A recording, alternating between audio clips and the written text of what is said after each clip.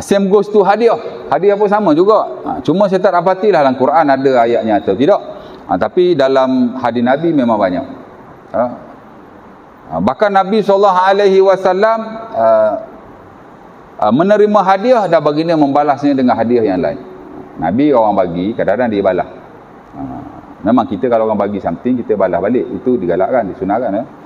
Kerana Nabi yakbalul hadaya wa yutibu alaiha. Kata Aisyah dan Sunnah Abi Daud, Nabi sering menerima hadiah dan Nabi membalasnya, yakni dengan hadiah yang lain. Ya. Dan Nabi dalam banyak hal memerintahkan kita supaya sering memberi hadiah sesama kita. Tahaddu tahabbu.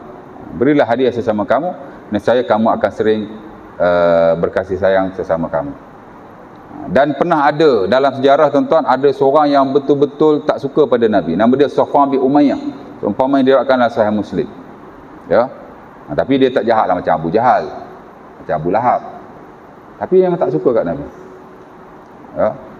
Dan dia sebut kana abghadun nasi ilayya Rasulullah. Dulu-dulu orang yang paling aku benci ialah Rasulullah.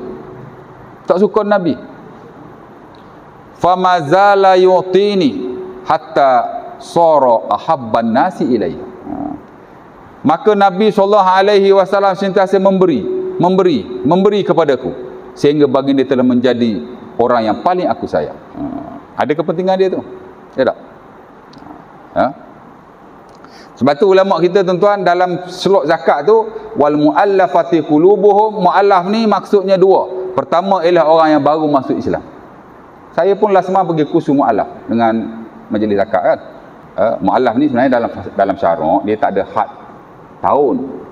Setahun ke 2 tahun, 3 tahun tak ada. Sekira-kira dia baru masuk Islam, dia tak erti apa-apa lagi dan dia belajar sedikit demi sedikit. Ada orang dia baru masuk Islam, dia boleh erti Islam, boleh semayang, boleh puasa, boleh baca Quran within 1 year. After 1 year dia tidak mu'alaf lagi. Mu'alaf apa lagi dia boleh buat semua dah. Ada orang dia ambil lebih sikit, 2 years. Macam ni slow sikit kan. Busy pula tu. Belajar sikit-sikit. Setahun. Semayang tak erti lagi. Orang Islam daripada kecil semayang pun tak erti. Ni kan apa? Ini baru masuk Islam. 2 tahun baru dia pandai semayang. After 2 tahun dia tidak mu'alaf lagi. Tapi dalam 2 tahun tu dia mu'alaf lah. Mungkin ada orang ambil masa sampai 3 tahun. Mungkin ada orang ambil masa sampai 4 tahun. Tapi kalau 20 tahun masuk Islam tak erti lagi. Bukan mu'alaf tu. Mu'alaf gapo 20 tahun masuk Islam tak erti kau sekarang lagi. Memang malah nak belajar lah tu. Memang ada tuan-tuan. Ada. Jadi pertama ni orang baru masuk Islam dan dia kena ambil masa lah untuk belajar sehingga dia menjadi Muslim yang boleh berdiri dengan sendiri. Dia tahu perkara-perkara yang wajib dilakukan dan dia melakukan.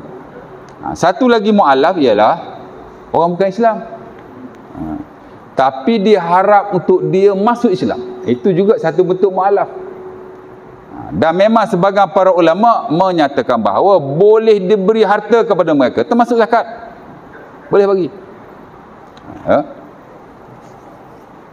Di atas prinsip itu.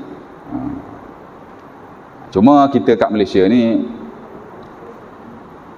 saya ingat perlis je kot, yang bagi zakat pada non-Muslim. Rata-rata tak bagilah. Termasuk di Selangor. Zakat ni memang khusus untuk Islam. Ala kulli hal dia balik pada ulil amri lah.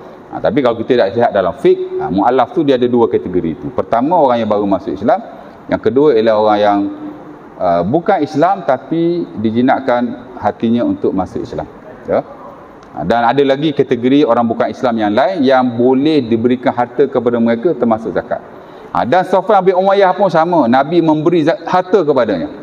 Nabi bagi sebahagian zakat, Nabi bagi harta rampasan perang, Nabi bagilah slot-slot tertentu kepada beliau. Walaupun dia bukan Muslim, tapi sebab Nabi nak tarik dia kepada Islam, akhirnya dia masuk Islam dan dia menyayangi Nabi, tidak seperti sebelum pada itu di mana Nabi lah orang yang paling dia benci. Ya? Baik, cerita dia ada sedekah situ kan. Kemudian ada lagi lah banyak ayat yang lain yang menurut infak. Baik, hadiah kan. Jadi hadiah bagi.